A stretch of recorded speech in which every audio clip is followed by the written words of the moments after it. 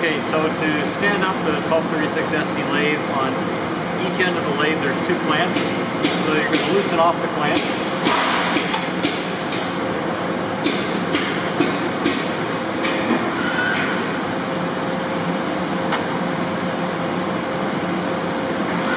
Then the machine, it is heavy, but it's sort of balanced.